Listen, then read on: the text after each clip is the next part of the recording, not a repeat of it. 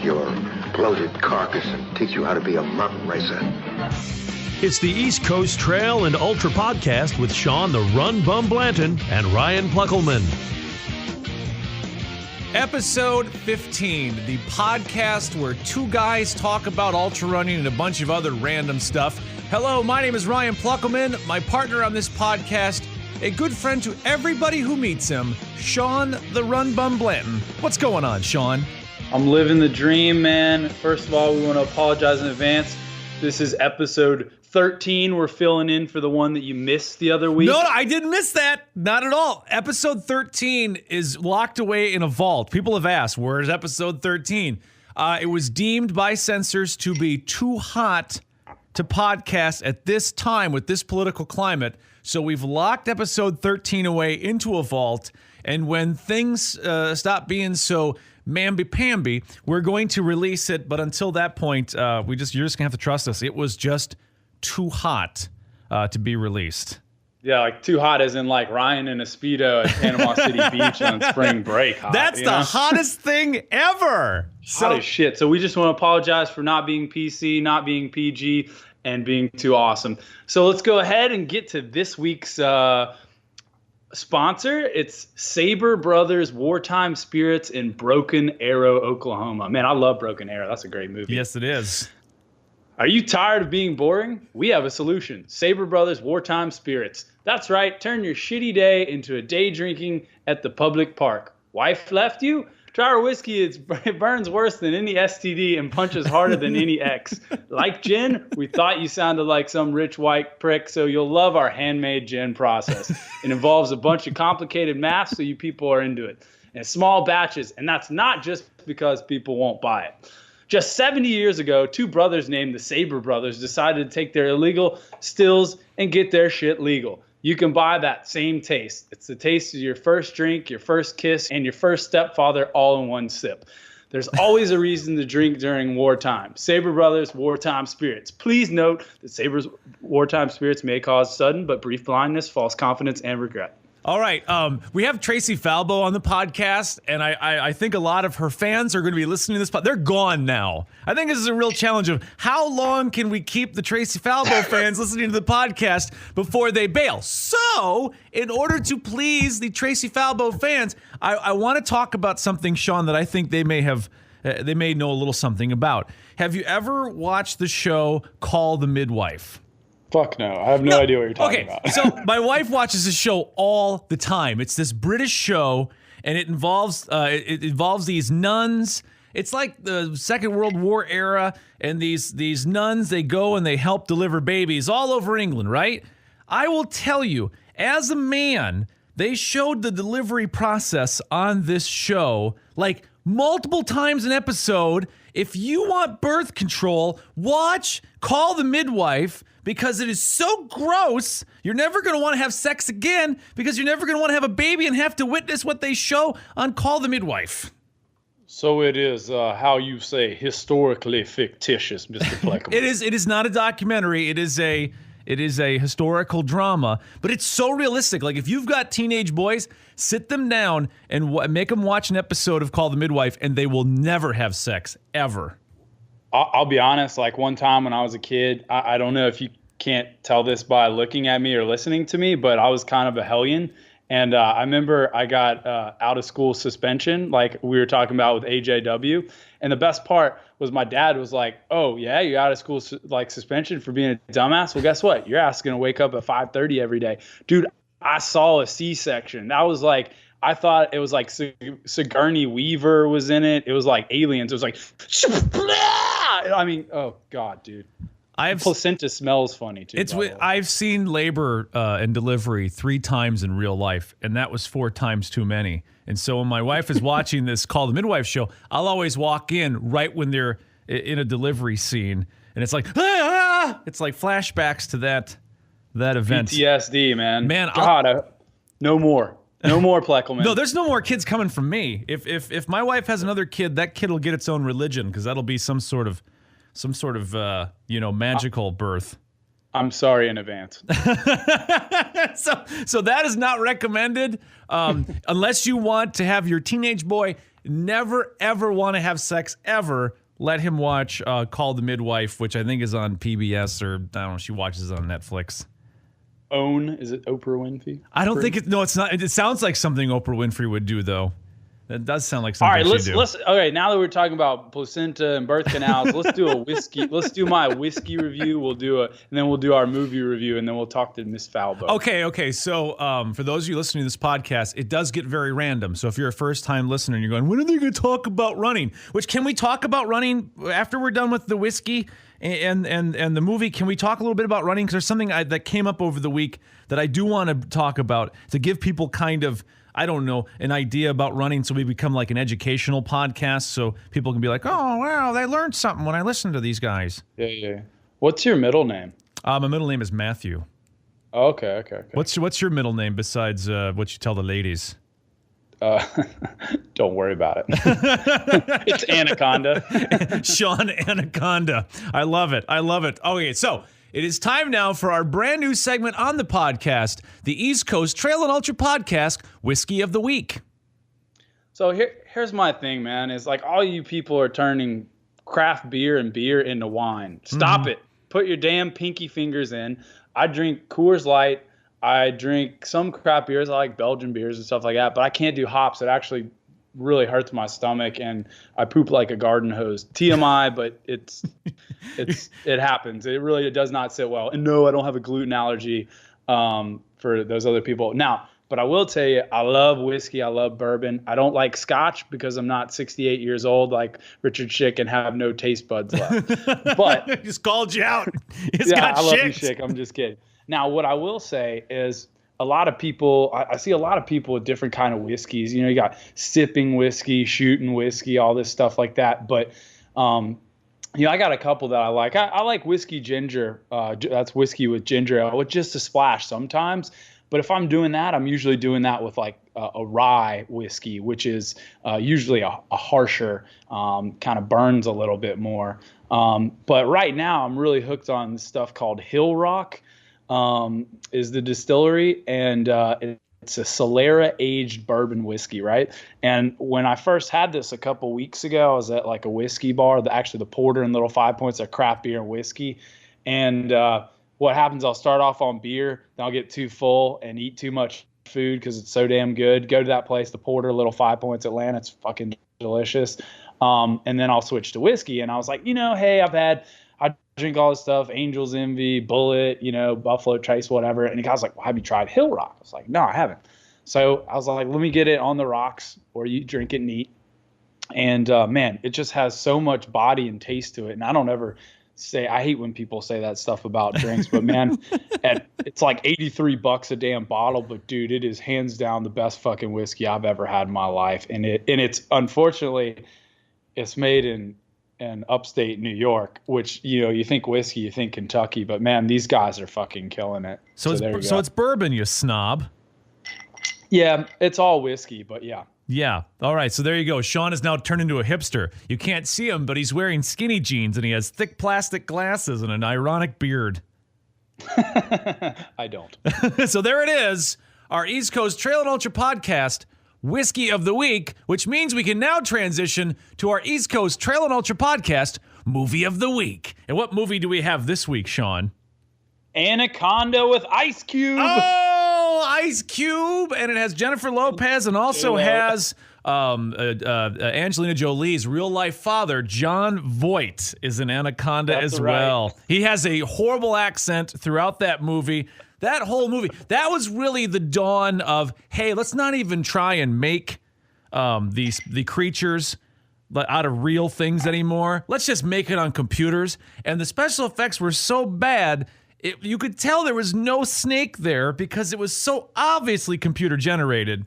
What a pile of crap the special effects were on that movie. Dude, that was terrible, but like the fact that Ice Cube was in it was fucking awesome. I was like one of his first movies besides Friday. Yeah.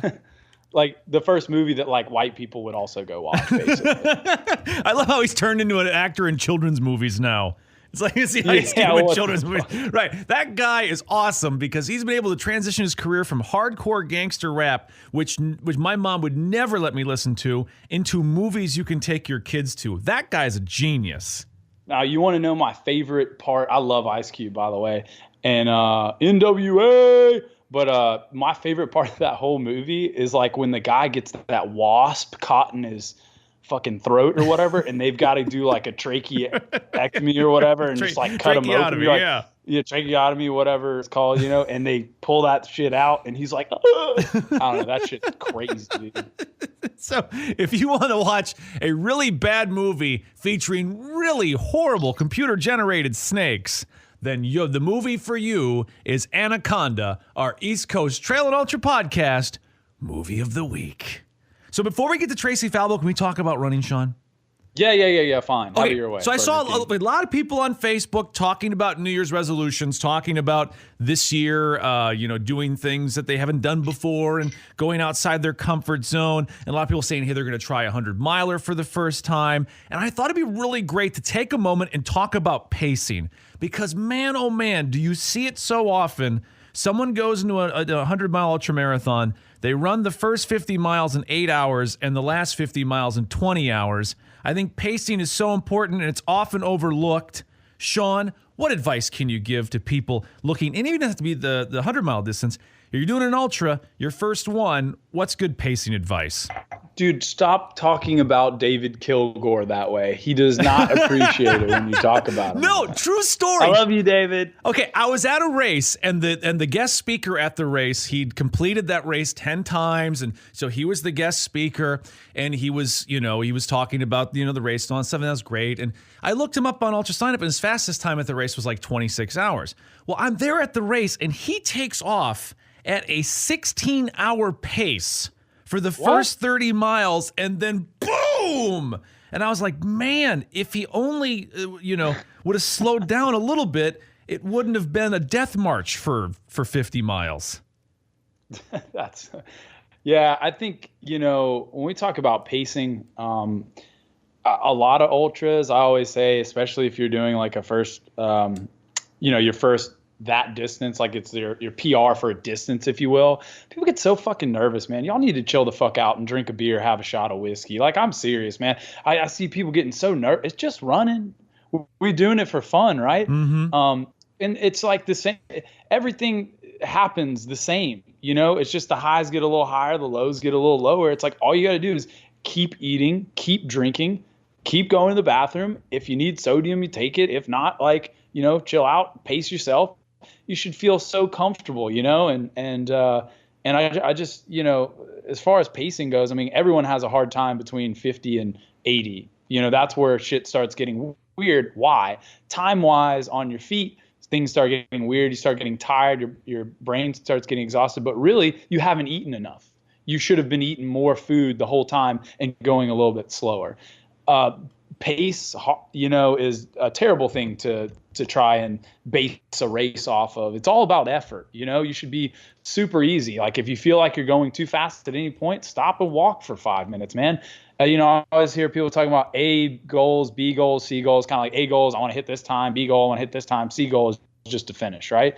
My goal of any race is just to finish, but really is just to have a good time, because I've had so much fun in races and I've DNF'd them and they've been more fun than races I've finished, right? So I think if people just kind of take a step back, relax a little, get a beer in them at an aid station, sit down, talk for a little bit. People come in so like, I gotta go this.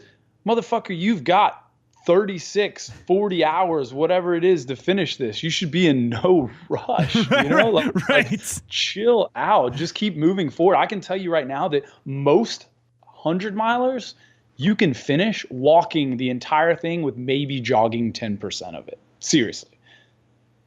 That's my advice. So slow down, go by effort. It should be an easy effort, that first section. If you're huffing and puffing the first 20 miles, the last 80 miles are going to suck. Another, I used to do some online coaching. I don't anymore because I'd tell people to do stuff and they wouldn't do it. And they'd be like, what do you want me to do this month? I go, everything you didn't do last month. That's $75. So I just got out of that, man. I just, I like helping people do it now. I help people for fun, but I always told people, I said, in a 100-mile race, start dead last. Start dead last. It forces you to slow down, especially if it chokes up on single track. It's like, it'll slow you down. You don't need to be going fast. Like, you need to be just chilling, taking photos, calling Gam on your cellular device and, hey, how's it going? She's on Jitterbug and I don't know. But, just slow down and enjoy the flowers. All right.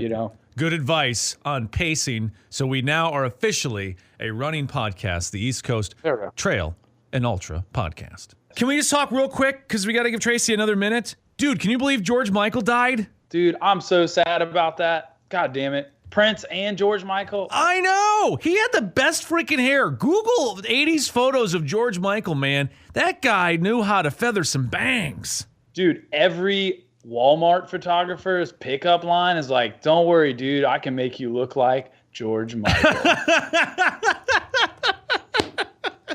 And now he can't say that. And they're like, are you trying to kill me? You want to fight, bro? But I remember when that dude first came out on the scene with Wham! And Wake Me Up Before You Go. And then he went solo and had that leather jacket on, and all the ladies wanted to get with George Michael. But surprise, surprise, he wasn't interested in you. Shawn had a better chance with him. Wait, was he? I didn't even know that. Was he really gay? You didn't know that? Well, I mean, I kind of assumed by the way he looked, but I don't want to. Yeah, that was like common knowledge, Shawn. Everybody knew that. You have to understand that I was born in the 80s, so I didn't really pay attention to George Michael, when you were a baby? For me, it was the Backstreet Boys. I was like, what? Lance is gay? What? So, we miss you, George. Rest in peace. Our guest tonight on the East Coast Trail and Ultra podcast, she lost 80 pounds and started running, and she did marathons, over 100 marathons to date. She's won 21 of them. She then went on to set a world indoor track record running 242 miles in 48 hours. She's the only runner from Indiana to complete the Grand Slam, and she held the women's trail 100-mile record with a time of 14 hours, 45 minutes, and 26 seconds at Tunnel Hill. Our guest tonight on the podcast, Traci Falbo. What's going on, Traci? Hey, guys. Glad to be with you. Before we talk about running, Traci, you got to answer a very important question for us. How fabulous was George Michael's hair in the 80s? It was like everybody else's big. It was huge. That guy knew how to tease his bangs. Yep. We all did. You had the hairspray and the pick, and I had some good bangs. That was my high school days in the 80s. My only life goal is to because I was born in 86, is to get my hair to look like crazy big like that one day and just show up somewhere and just be like, hey, what's up, guys? Well, you got to have a goal. So yeah, we all have to have life goals. Speaking of life goals, Traci, I kind of gave your story there and condensed it a little bit.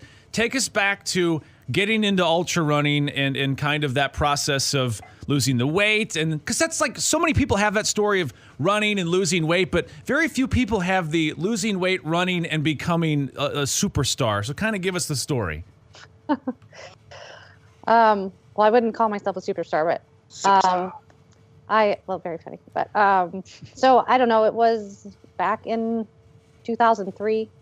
So I was depressed and overweight and needed to do something, and decided I would start running again to just try to lose weight. So it just started, honestly, with meeting a friend at 5:30 in the morning before our kids got up at the YMCA on a treadmill and talking and walking and jogging. And about 6 months went by. I lost about 15 pounds and couldn't figure out why I hadn't lost more, because we were working out. Yeah.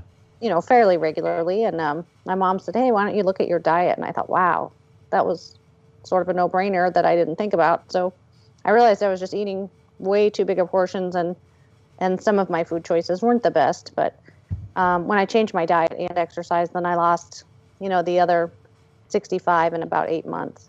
Wow. So. Wow. And then somewhere in there, I ended up moving and joined a running group, and I'd always wanted to run a marathon as like a bucket list item, kind of like your big hair want. Yeah. And so got into this running group and met a friend who said, I'm training for Huntsville Marathon. You want to train with me, and I'll, give you a program and we can train it and run it together. And I'm like, okay. So it just started there. So And then it just sort of grew. I found the 50 States Club and kind of got crazy about doing one in every state. And sometimes if I was flying far enough away, I might do one on Saturday in one state and one on Sunday in another state just to save money.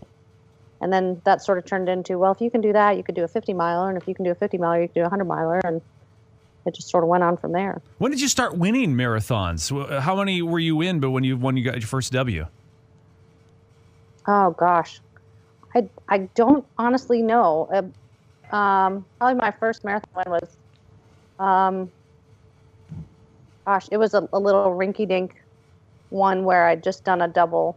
Like it was Grandfather Mountain and on Saturday, and then there was a guy who had this, little teeny race that was like on a bike path where you went out and back like 4 times. Oh. And there weren't that many people, and it was mostly like marathon maniacs doing, a Sunday double. Yeah. And so it certainly wasn't fast by any means. And are you a maniac? What's up with those people? I feel like that's dying out now. I think it probably is. I don't know. I joined it way back when, and I still am a maniac. And in all honesty, I don't really run around in their jerseys or whatnot, but I love their spreadsheet for keeping track of my races. So I bought a lifetime membership so I can keep my stats on their website because it's very well laid out. And I know I could set up an Excel spreadsheet, but I like their spreadsheet. It calculates how many marathons you've done to date and ultras to date and per year, and I can write comments and then look back on them and whatnot. So it's just a very cool thing. So I'm sort of an inactive maniac, I guess. They claim you, Falbo's in this group, right? I honestly don't think they do. I think, when they get together and do group pictures, I usually don't jump into those, but I don't know. I don't think I'm a big advertised. Okay, Traci, I'll break it down for you because you're very modest, and that's cool. You're from Indiana. Midwest people are modest. It's what Midwest people are. So I was at the Indiana Trail 100. This was, I think, maybe a year or two ago. This was not too long after you set that 48-hour indoor record, which we're going to get to because that's just crazy. And you're on Team USA at that point for the 24-hour team. And you were walking around that race and you had your Team USA stuff on. And Traci, here's what I heard all the time when you were around was, oh my God, that's Traci Falbo. There she is. Oh my goodness. And people wouldn't talk to you, but they'd all be like, oh, there's Traci Falbo. Have you heard about her? Like you were the talk of the race. Which is different from me. People are like, oh, there's that Blanton character who's got a knife. Fuck that guy. So people do know you, and they do talk about you. I think it's because you got an inspiring story because so many people, I think, were in that situation that you were in where you're like, God, I'm miserable. I want to lose some weight. I want to get in shape. But so many of us start, but to move in that direction of actually winning and then setting that insane 48-hour record, 242 miles around a track. Woman, that's crazy. Yeah, that's a little crazy. I agree with that. You need to stop hanging out with Joe Fegis. Well, I know, but so I'm tempted to do a 6-day in the future because God. I know that sounds crazy, but the more I think about it, the more I think I might. But how do you get your mind straight in that? Well, you're running in a circle for 48 hours. How did you not, just you go end it at that point and go, I'm done. I don't even want to live anymore. I don't honestly know. Like everybody's like, oh my gosh, that has to be so mentally hard. But, the track is kind of fun actually in terms of you pass people so you can have conversations with people for a while. And then maybe you speed up or they slow down or somebody goes off the track and then you talk to somebody else for a while and then you stick your iPod in and I don't know, time just goes by. But I can't imagine that as fast as you were going, people going in and out and stuff. I mean, was it like the first day? Is it like talkie, and then you got like 24 hours of just intense Traci time? I don't know. There were, Valmir Nunes was there. Joe was there. There's Martin Fryer. There was a ton. It was like legends, like crazy legends. John Giesler, Roy Perung. There's all these people were there who've been either record holders, American or Australia or, Brazil, record holders from all these places. It was just a phenomenal group of people to be around. Frank Bosniak was there for a 24-hour one day. So I mean, it was just crazy. It was like a who's who of ultra running. So Zach you know Bitter what's funny came is- and ran for the 100 miles, trying to break his 100-mile record. It was crazy. You know what's funny is that Valmir Nunez guy, I got two funny stories about him. One, and I've met him like twice. I've seen him twice at races, and I took one semester of Brazilian Portuguese. I was like, hey man, like, you know, tried to like, yo, what's up? You know, in Portuguese. I'm sure And that he was went just really like, well. oh shit, you speak Portuguese. Blah, blah, blah, blah. I was like, oh fuck. Like, I can't answer back. Like, I have no idea what you're saying. I was trying to be nice because I know that, like, you know, where were we? Like, bumblefuck, like, Virginia at some race. I think it was at Mount Masochist. And it's like, you know, those people do not speak, you know, Portuguese or whatever. No, I get it. Yeah. And, but it was funny because, like, he was telling me in, like, kind of Portuguese, because I speak a lot of, like, whatever, Mexican Spanish.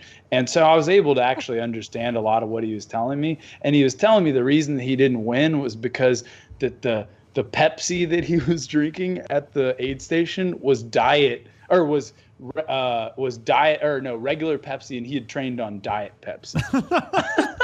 I Hey, swear to God. that's a valid excuse, actually. I would claim that. But a story before I go into that, Valmir actually, at the Dome, I speak Spanish. I don't speak Portuguese, but I could speak enough with him Spanish to get by. And actually, funny story. So he ended up having a drop, which isn't a funny story, but he had an injury. He's in Alaska, right? Yes, and Mark Godale was there because Connie. Love and that Connie guy. had come up. Great people. Mark wasn't running, but Connie came up to run the 24. But Mark wanted to see if Valmir wanted to get out of the Dome, because Valmir had come up for the 6 days, and then he hadn't run but maybe one day, and then he just sat around in the Dome. He didn't go anywhere. He didn't talk, you know, any English. So he was just sitting around in the Dome. So I had come back.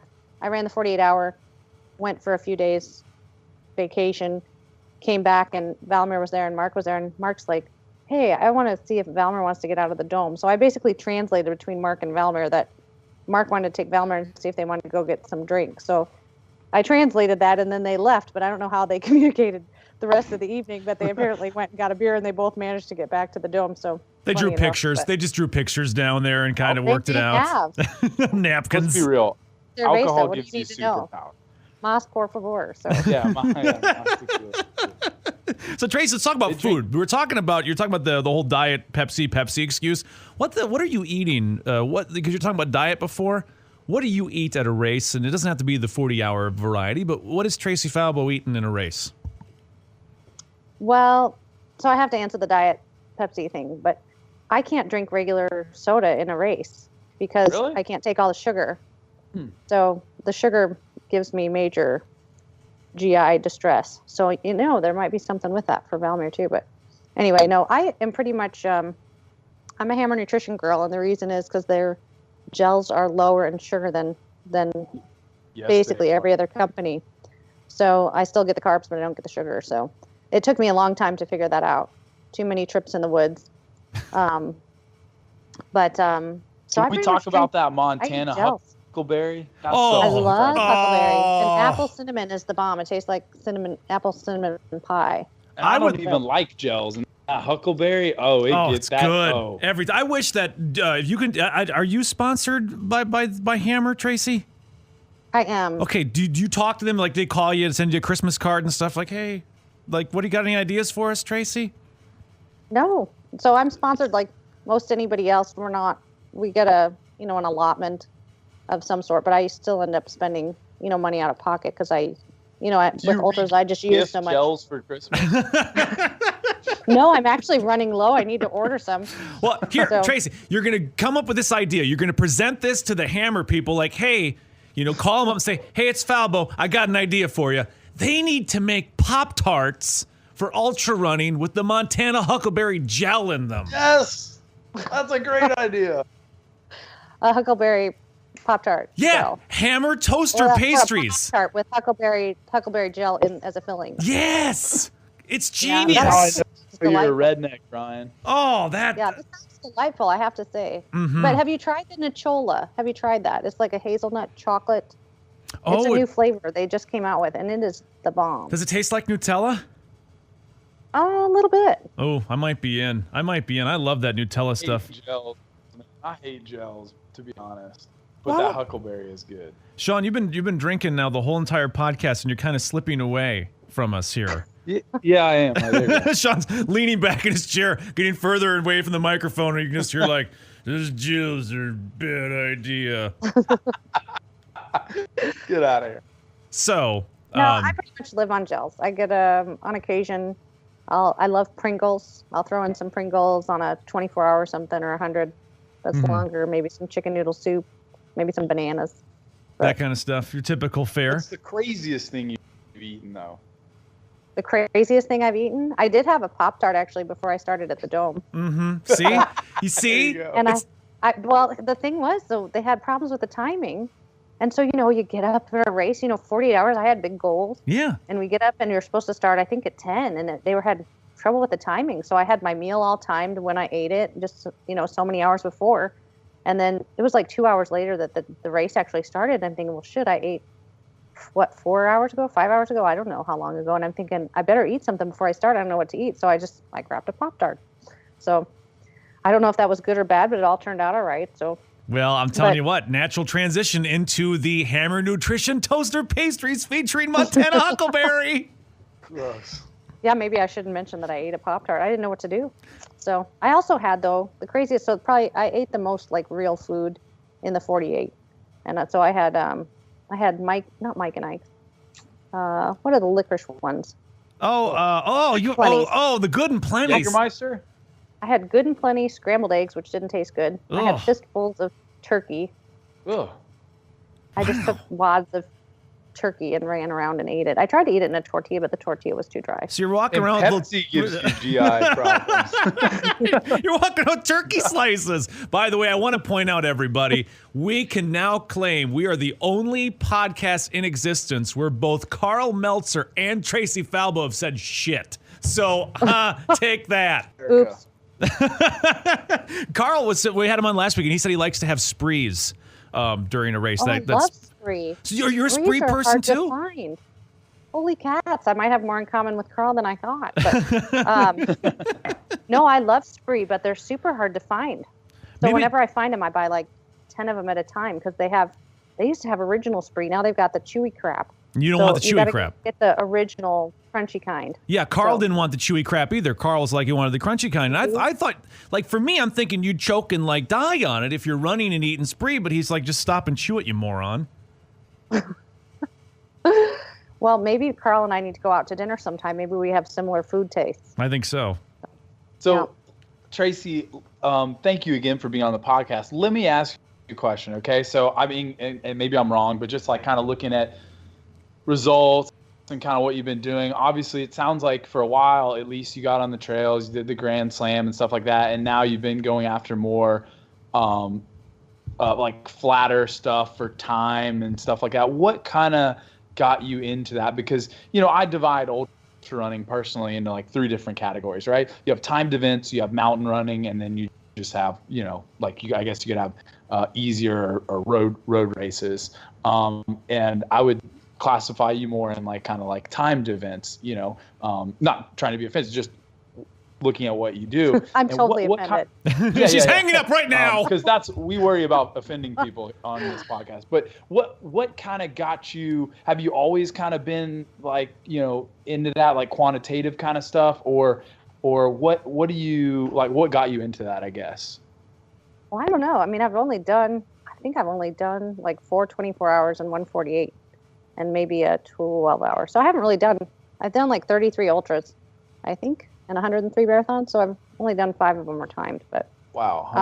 Well, maybe because you do it so well. Maybe you do a timed event, you set a world record, Traci. I don't know. Maybe that's why people know you, because you set a world record. Well, that could be. I don't know. I mean, no, like, but I agree. I'm more road. I'm probably more road in time in terms of what my I guess my strengths are, because I live in Indiana at 500 feet. I'm not don't have overly mountainous training here. Mm-hmm. So, I mean, most of what I get to run is road or, flatter, easier trail. There's not oodles of technical terrain here, and there's not oodles of, availability to do ascent and descent all the time. So, and certainly there's not altitude. So, places like Leadville and Pikes Peak just totally killed me because I just couldn't breathe. Yeah, how did you train for the Grand Slam, being in Indiana where, I mean, you can sit on one side of the state and stand on a bucket and see the other side of the state. How did you train for the Grand Slam and do races like Western States and Leadville?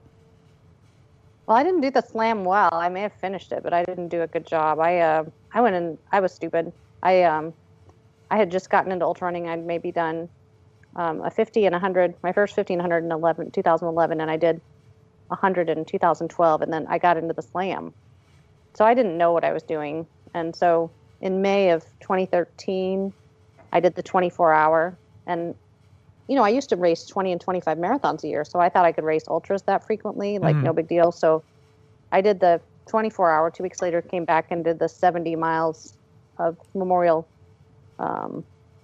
weekend training runs at Western States, then came back and raced a trail marathon. Then the next weekend did a 12-hour on trails, and then had 2 weeks off, and then started the slam. And oh man, it was just it was a sufferfest, the whole slam. But I did get through it.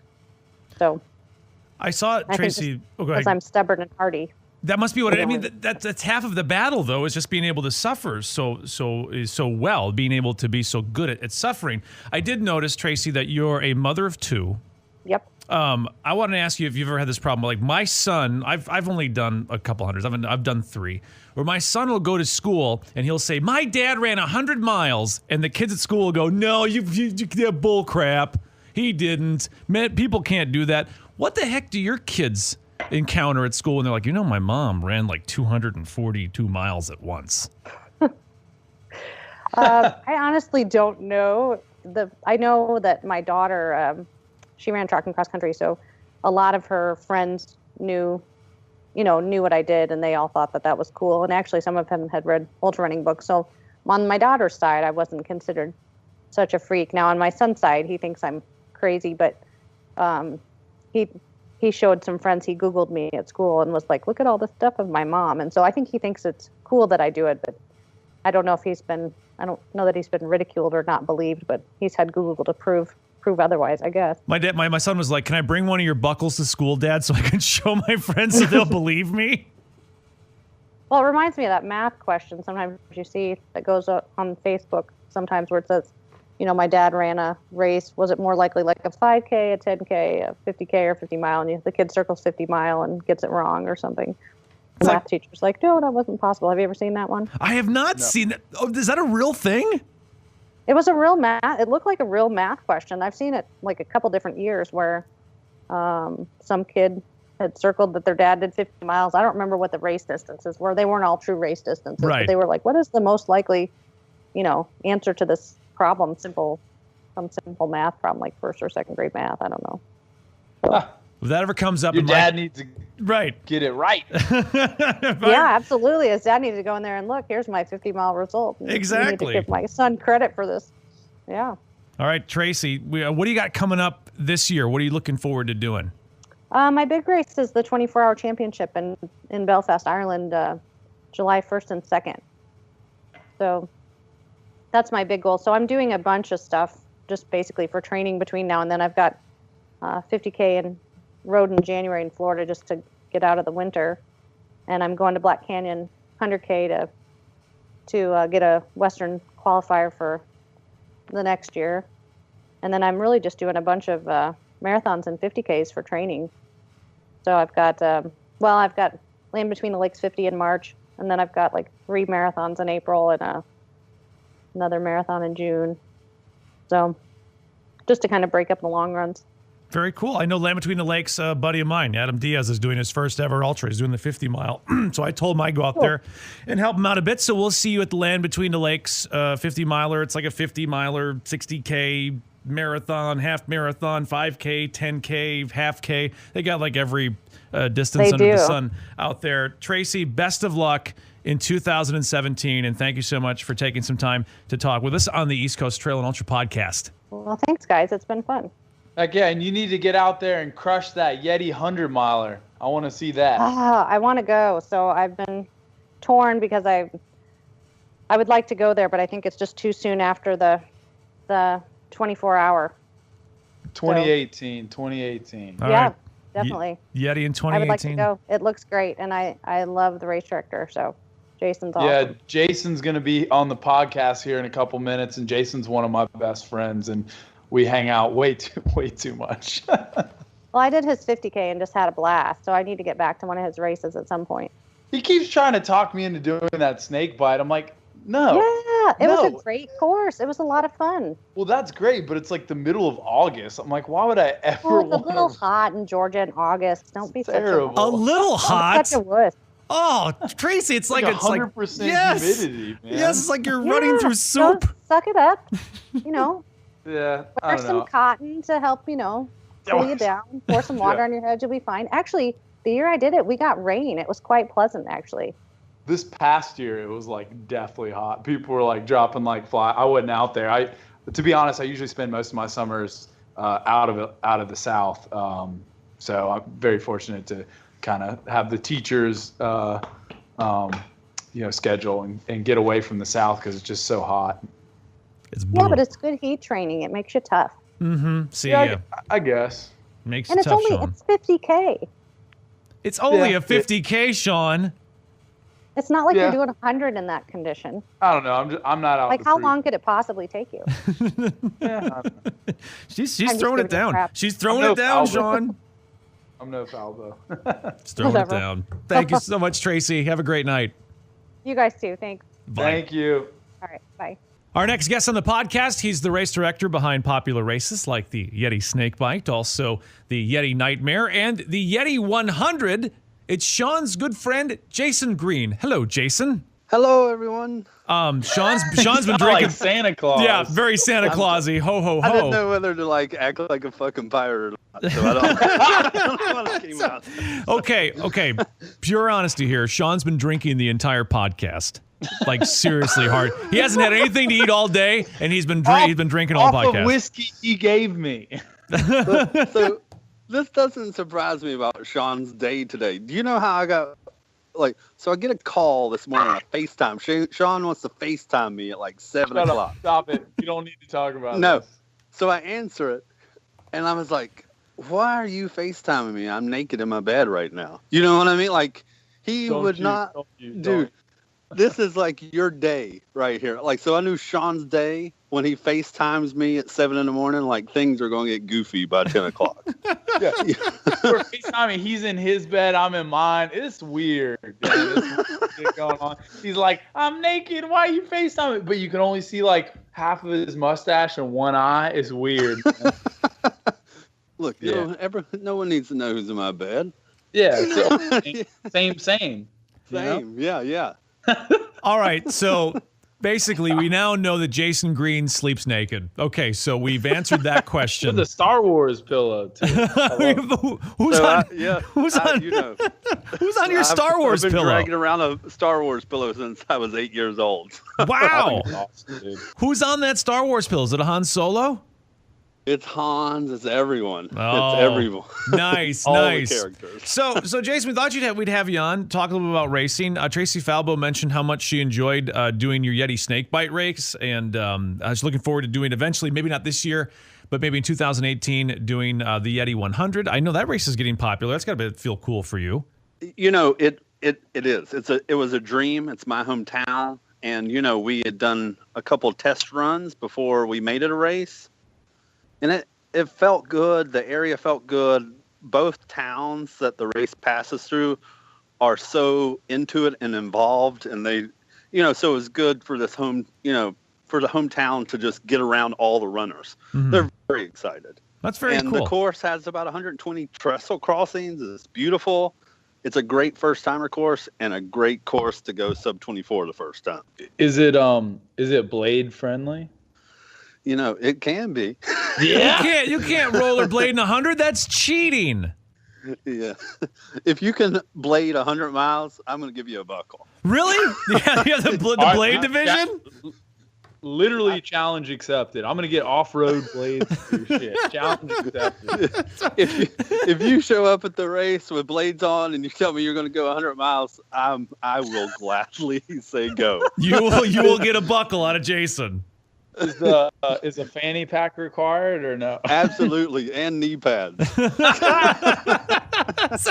So let's talk some real stuff here. Jason, I think you can give Shawn some advice. Shawn's getting ready to launch not 1, not 2, but 300 milers. And an essential part of that is the finisher's buckle. I think the Yeti buckle is one of the coolest looking buckles in the sport right now. I mean, I think it's pretty freaking awesome. What advice would you give Shawn as he's getting prepared to design not 1, not 2, but 3 separate buckles?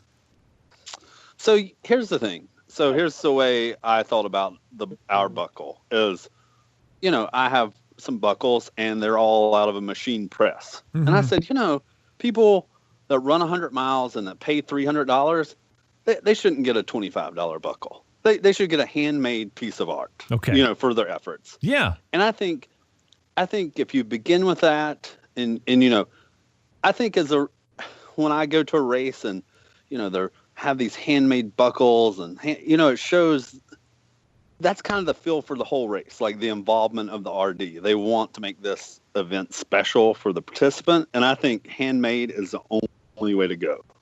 Right? Well, let's be honest. I think if you run 100 miles, you deserve nothing less. Absolutely. And my thing is, it's bullshit. If you show up to some race and you've run for 20 plus hours, whatever, you run a fucking 100 miles and somebody has like an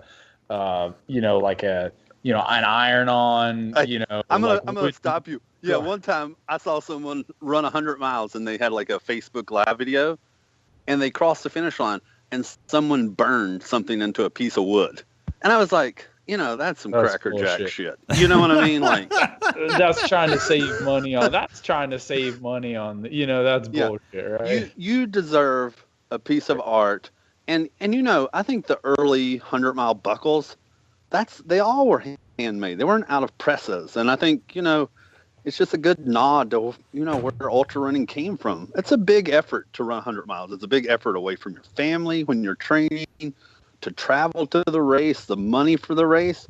I think you deserve something pretty special, that you can wear around, I go agree. to the bar and whip everybody's ass. Yeah, I agree. And I was trying to give Shawn some ideas of some buckles, and I thought maybe for the Chattanooga 100, maybe having the train, the Chattanooga Choo-Choo on there. But Shawn got confused and thought he wanted. I suggested that he put a picture of himself running a train on there, and I said, "No, Shawn, no one wants that." God damn. Because those pictures are out there. They're out there. I wanted Shawn to put like a train of rollerbladers. Rollerbladers. That's what we want. I mean, I think I think the Chattanooga Choo-Choo would be a good buckle for that. I really do. I think it'd be a solid, like a big train on a buckle. Not Shawn running a train, but a train on a buckle would be really nice. I think the Maui one. Okay, you announced it already, Shawn. I can say that, right? Yeah, we're gonna have one in Maui. Okay, I think you need to have like a Hawaiian shirt. I think it'd be cool to have like Hawaiian, like flowery shirt type of deal. Oh, dude. Okay, first of all, it's not a Hawaiian shirt. It's called an Aloha shirt. And, dude, I have like 5 of them. We buy them. We literally buy them from the ABC stores. They're like $10. And I've run from the ocean to the summit of Haleakala at 10,000 feet in the Aloha shirt. Why? Because I fucking can. When there's another quote. The other day I ran up Stone Mountain in a unicorn onesie. When you're running up a mountain, you can wear whatever the fuck you want. Haters gonna hate, but guess what? You passing the haters. Hey, you're the one out of breath, not in the unicorn onesie and not in the Aloha shirt in your car. So, Ryan, the first buckle we did for the Yeti 100. Yeah. I said, this damn thing needs to have unicorn horns poking out of it, right? Yeah. So that way, when you wore this thing, you could feel you could still relive the pain. Yeah. You could never sit down in this buckle. Like the unicorn horns would just poke you all the time. Right. And so my little panel of finishers were like, no, we can't. We can't. The buckle that puts you in pain. Yes. So and this year, we got a caboose buckle for the last person, the DFL award. Yeah. So I think we're going to put some unicorn horns sticking out of that thing, so maybe can prod them to run a little faster. Jason, I like what's your one or two places you really want to go run? You're coming to Switzerland this summer, right? To come run that race. So, I'm always a fan of running in national parks. So like I have a thing about wanting to check them off before I die, and I'm like at 24, 25. Mm-hmm. So How many are there? Call me. So anytime. So this is why, Sean and I are going to Maui, check another one off. Yeah. I think I don't go to races, but I just love runs in national parks. I think it's, national parks captured my imagination when I was a child, and certainly led me to explore, wilderness areas and to help protect them. So it's very special to me to just go for 20-mile venture runs in national parks. Well, I've always said this, man. It's like the most beautiful place you're ever going to run is not going to be during a race, right? Like, while you may have some amazing courses, like the most beautiful place I've ever seen in my life are not during races, right? Because races can't go there because they're that beautiful that more than, a couple of people want to protect them, like a national park, wilderness, etc. Yeah. There is nothing like just celebrating they're scenic as hell, right? And you're right, Sean. Sometimes I'll be in the middle of a run in the national park and I'll just lay on the side of a trail and take it all in for a half hour, and roll on. Yeah, I think like Smoky Mountains National Park, I know is nearby to a lot of people in the area and one of those beautiful parks. Have you ran there before? Oh, I've burned its ass up. That is a park to go to if you live in the southeast. My favorite trail is Boulevard. It's a high ridge trail, goes right into LeConte, great views, and after you get 3 miles after the trailhead, the traffic really lets up. So here's a funny statistic about the Smoky Mountains. They went and checked it. It said 99.999 whatever % of people do not venture more than a quarter mile off of a paved road, and they have over like 800 and something miles of trail. Wow. In Smoky Mountains National. And Ryan, if I'm not going to disclose details, but if you hook up with some locals around Knoxville, they have some of the hairiest routes up to LeConte I've. Where I was just like, I'm not really comfortable. So that's one thing. If you get in with locals around these parks, they have some incredible routes that just stay away from park visitors and, offer some insane views. That's good advice. That's some really good advice. It really is. And I think you're right. Get some locals, get those crazy routes where, you see things you probably never would have seen had you just kind of stuck to the touristy stuff. Yeah. See, and Jason and I talk about this a lot. And if you guys are listening, and I really want to just kind of try to inspire and kind of push people to do this, but with ultra running, we're kind of a little more old school. We're in between old school and new school, right? And we kind of have a good mix of both. But the one thing that I see a lot of people doing, man, is people haven't done that all-in run. And what I mean is Jason's talking about national parks. Now, I've run a lot of national parks. I've run a lot of stuff in provincial parks and, Canadian park system, which is the same thing, right? State parks versus, national parks. And I've run up there. And we've done, I do 50K, 60K, 50-mile runs point to point through national parks and stuff like that, where you're literally having to suck water out of a life straw, out of a stream. It's there is no drop point. There is one start, there's one way in and one way out, and you're going point to point. And I feel like a lot of people don't feel comfortable and haven't done that. But I think with proper planning and just you taking the right stuff, you can easily do that. And I think people need to do that. And it'll make you more comfortable on races, man. I feel like people are getting too soft, Sean, I agree. And I think if you live in states like Tennessee and Georgia, I know people around here in Georgia, I really say, you're not really a mountain runner until you've had to hitchhike back to your car. Which I have had to do. I've had to hitchhike back to my car. Gas or cash. Yeah, that's right. One time I was in this run, Ryan, and I was getting torn up. I was about 38 miles into it, and things weren't going well. And, I had another 20 bags. Are you talking about the hot chocolate run or? Hot chocolate. Had some graham crackers out there. So I dropped down I was like, I'm out. I'm going to hitchhike back to my car. So I dropped down to a road. I'm sitting out there for 30 minutes. A car comes by. She picks me up. I get in. Not half a mile down the road, I pick up a friend of mine. I see another runner hitchhiking on the same road as my friend Brandy. So we had to pick her ass up. And I said, this is the beauty of doing some just of these type runs where you just, you never, and it helps you learn to take responsibility for yourself. I'm in this situation. I need to get out of it. I do. I agree. Hitchhiking. I know. Or running back. Shawns on this kick about toughening up because he has been on my ass about running 100 with no crew or pacer. He's like, you got to run 100 with no crew and pacer. Man up, pluck them in, you big pussy.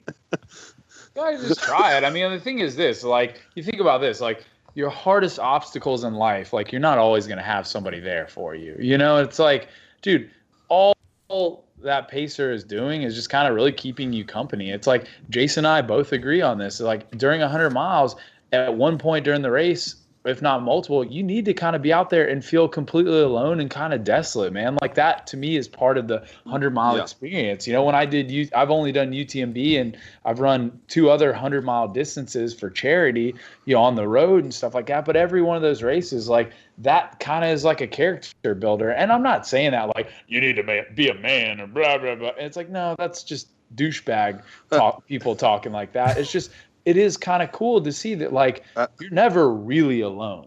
Yes, yeah.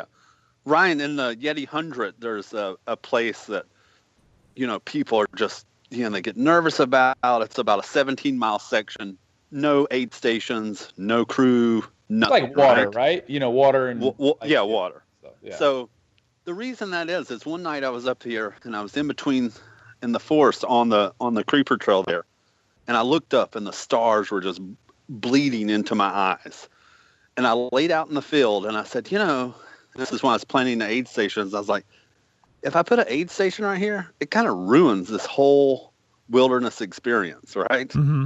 So I think when people this year at the race, they really got that section. Like, it made them go places they didn't feel comfortable with.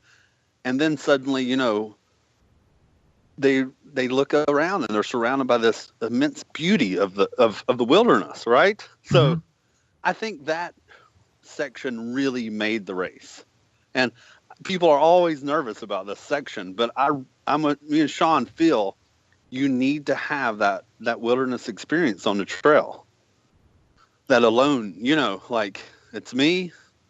I have to go 15, 17 miles without seeing someone, and that's how it is. I like that. I like that. Push yourself outside of your comfort zone. Gentlemen, we're going long in this podcast. So, Jason, you stick on till the end here as we wrap things up on episode 15 of the East Coast Trail and Ultra podcast. Coming up this weekend, Sean and I will be out at the Cloudland Canyon 50-miler in Cloudland Canyon, Georgia. It's not a national park, but it's a state park. If you've not been there, it is absolutely gorgeous. So if you're not racing there and you live in the south, anywhere within 500 miles of Cloudland Canyon, even farther, it's worth going there just to run because it is a gorgeous, gorgeous park. So we will be out there. Going to try and record some stuff. There too. Are you going to be out there, Jason? I am. I'm coming to rollerblade the shit out of Sean. Oh, yeah. He's staying in my cabin, that motherfucker. And I'm staying with him. All right, so all three of us will be out there trying to record something of a podcast we'll try to throw together. So we will talk to you again next week. Jason, thank you for being on. We appreciate Traci Falbo being on as we roll out. My name is Ryan Pluckelman. I may be the only person on this podcast right now that is stone cold sober. And I'm Sean Runbum Blanton, and I am not proud, but I am happy, and happiness blinds, I think, more than pride. Mm-hmm. Jason, you got one. Come on, say it. Say it. I'm out. That was weak. That was weak-ass shit, Jason weak. Green. He's Jason Green, and that man drinks a lot of craft beer with his feet. And he has an ironic beard. He has an ironic beard. Damn hipsters. Stop with the skinny jeans, Jason. We're sick of looking at your bulge all the damn time. Or lack thereof. There's a sock in there. Let it be. Mm-hmm. Yep. But it's not a big sock. It's one of those little ankle socks. There's a reason Swiftwick sponsors me. He's got a Swiftwick in his trousers, and his name is Jason Green. Good night, everybody.